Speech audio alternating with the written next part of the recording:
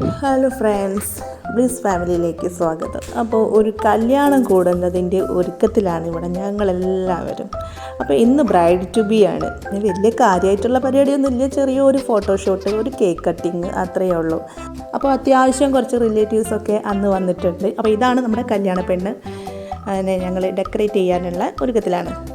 അങ്ങനെ മൊത്തം ഇവിടെ ഒരു ഇന്ന് പിങ്കാണ്. ബ്രൈഡിൻ്റെ ഡ്രസ്സ്, ബലൂണ്, ഗിൽറ്റ് ഒക്കെ പിങ്ക് കളർ.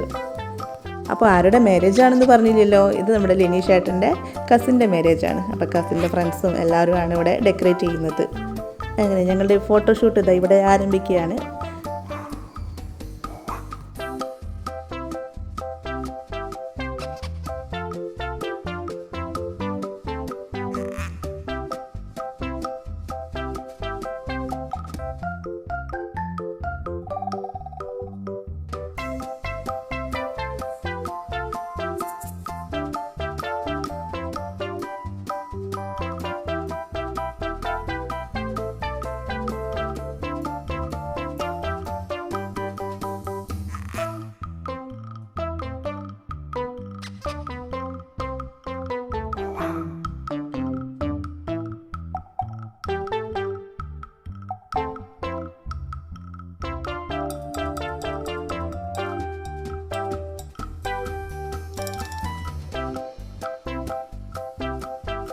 അങ്ങനെ ബ്രൈഡ് ടു ബി കല്യാണത്തിൻ്റെ ഒരാഴ്ച മുന്നേ ആയിരുന്നു നടന്നത്. ഇനി വരാൻ പോകുന്നത് ഹൽദിയാണ്.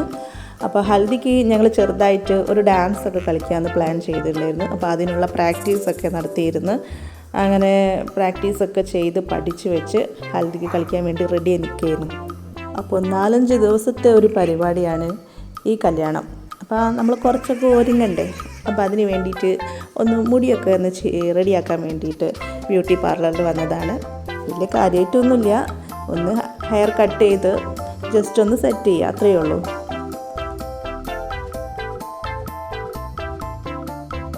അപ്പം ഞങ്ങളുടെ 3 പേരുടെ മുടി ഏകദേശം ഒരുപോലെയാണ്, കേളി ഹെയറാണ്. പക്ഷേ ഞങ്ങൾക്ക് ഇഷ്ടമല്ല ചുരുണ്ട മുടി. അതുകൊണ്ട് ഞങ്ങൾ എന്ത് ചെയ്ത് ഒരു ദിവസത്തേക്കെങ്കിലും ഒന്ന് സ്ട്രെയിറ്റ് ചെയ്യാമെന്ന് വിചാരിച്ച്. ഞാനില്ല, പക്ഷേ എൻ്റെ മക്കൾക്ക് ഒരു ദിവസമെങ്കിലും ഒന്ന് സ്ട്രെയിറ്റ് ചെയ്യണമെന്ന് വിചാരിച്ച്. അങ്ങനെ ഞങ്ങൾ 3 ആളില്ലേ, 3 ആളും കൂടെയൊക്കെ റെഡിയാക്കി വരുമ്പോഴേക്കും അവിടെ ഒരു നേരമായി. മക്കൾക്കൊക്കെ ക്ഷീണം വരാൻ തുടങ്ങി. അപ്പോൾ പിന്നെ ഞങ്ങൾ എന്ത് ചെയ്തു, ചായ അങ്ങോട്ട് ഓർഡർ ചെയ്തു. അവിടുന്ന് ചായയൊക്കെ കുടിച്ച്, ചായയും കട്ട്ലേറ്റും, അങ്ങനെ ഞങ്ങളുടെ ക്ഷീണം മാറ്റി.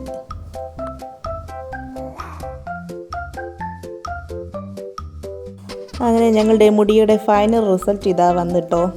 എങ്ങനെയുണ്ട് എൻ്റെ മോളെ കാണാൻ? അവളും കറങ്ങി, വലിയ മോളും കറങ്ങി, അവസാനം ഞാനും ഒന്ന് കറങ്ങി. എൻ്റെ മുടിയും ചെയ്ത്, പക്ഷേ എൻ്റെ ഹെയർ അവിടുന്ന് വാഷ് ചെയ്തില്ല. അതുകൊണ്ട് എൻ്റേത് കുറച്ചുകൂടെ കേളി ആയതുകൊണ്ട് അത്രയ്ക്ക് അങ്ങോട്ട് അറിഞ്ഞിട്ടില്ല. അപ്പം ഞാനും ഒന്ന് കറങ്ങി. അങ്ങനെ ബ്യൂട്ടി പാർലറിൽ നിന്ന് നേരെ പിന്നെ പോയത് ചെരുപ്പ് വാങ്ങാനാണ്. അങ്ങനെ മക്കൾക്ക് രണ്ടാക്കില്ല, എനിക്കും വാങ്ങി. എനിക്കും ഒരു ചെരുപ്പ് വാങ്ങി. മക്കൾക്ക് 2 ഷൂ വേണമെന്ന് പറഞ്ഞാൽ അവർക്ക് ഷൂവും വാങ്ങി. എന്തായാലും ഒരു കല്യാണം വന്നാൽ എന്തൊക്കെ ചിലവുകളാണല്ലേ. ഡ്രസ്സ്, ബ്യൂട്ടി പാർലർ, ചെരുപ്പ്. ഇനി ഇത് കഴിഞ്ഞ് ഫാൻസിയിലും പോയിട്ടോ, അത് വീഡിയോ എടുത്തിട്ടില്ല. പിന്നെ പ്രത്യേകിച്ച് പെൺകുട്ടികളായാൽ പിന്നെ പറയണ്ടല്ലോ, എന്തൊക്കെ കാര്യങ്ങൾ വാങ്ങിക്കൂട്ടാനുണ്ടാകും അല്ലേ.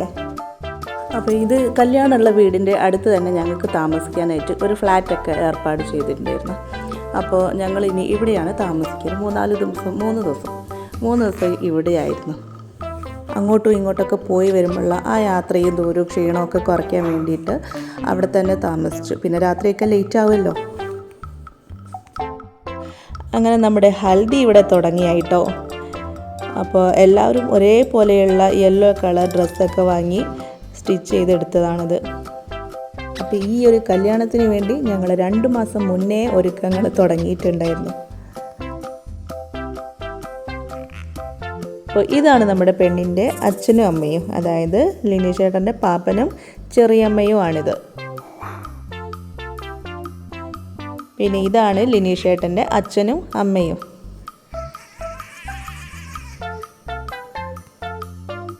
അങ്ങനെ മധുരം കൊടുക്കലൊക്കെ കഴിഞ്ഞപ്പോൾ ഞങ്ങളുടെ ഐറ്റം ഇവിടെ അവതരിപ്പിക്കാൻ തുടങ്ങി. ഞങ്ങൾ പ്രാക്ടീസ് ചെയ്ത് വെച്ച ഡാൻസ് കളിക്കാൻ തുടങ്ങി.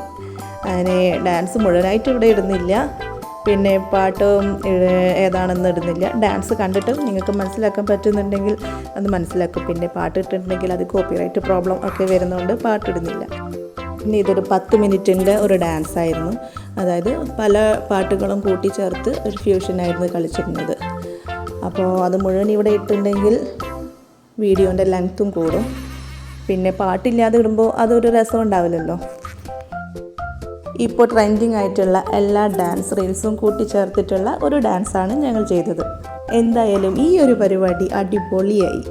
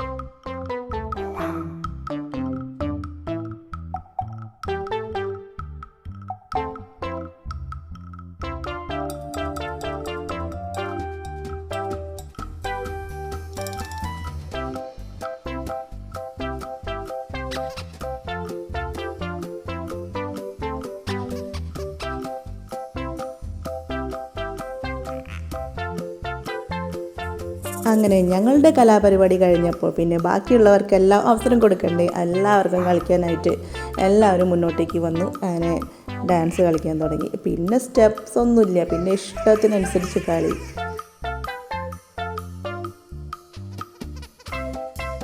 പിന്നെ നമ്മുടെ കുട്ടി പട്ടാളങ്ങളോ എല്ലാവരും അവിടെ പൊരിഞ്ഞ ഡാൻസ് ആയിരുന്നു. അങ്ങനെ ഹൽദിക്ക് ശേഷം പിറ്റേന്ന് ഈവനിങ് പാർട്ടിയാണ്.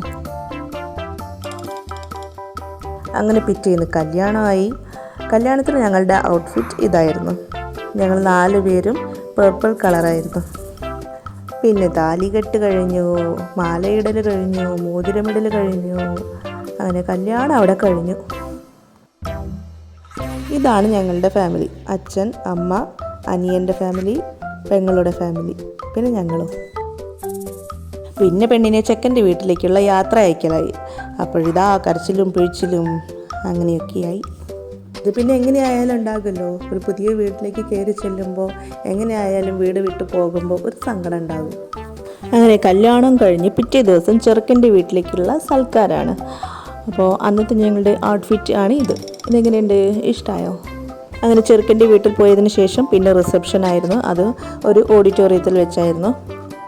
അങ്ങനെ അതെല്ലാം കഴിഞ്ഞ് അവിടുന്ന് ഭക്ഷണമൊക്കെ കഴിച്ച് അന്നത്തെ ദിവസം കഴിഞ്ഞ് പിന്നെ ഒരു ദിവസം ഒരു ഗ്യാപ്പ് കിട്ടി. പിറ്റേ ദിവസം ഇങ്ങോട്ട് പെണ്ണിൻ്റെ വീട്ടിലേക്കുള്ള സൽക്കാരം. അന്ന് അവരൊക്കെ വന്ന് കേക്കൊക്കെ കട്ട് ചെയ്ത് അങ്ങനെ അന്നത്തെ ദിവസം കൂടെ ആ ഒരു ആഘോഷം അങ്ങോട്ട് അവസാനിച്ചു. അപ്പം ഞങ്ങളുടെ ചാനൽ ഇഷ്ടമായാലും ഞങ്ങളെ സപ്പോർട്ട് ചെയ്യണേ. ഒന്ന് സബ്സ്ക്രൈബ് ചെയ്ത് ആ ബെൽ ബട്ടണും കൂടെ ഒന്ന് പ്രസ് ചെയ്യണേ. താങ്ക്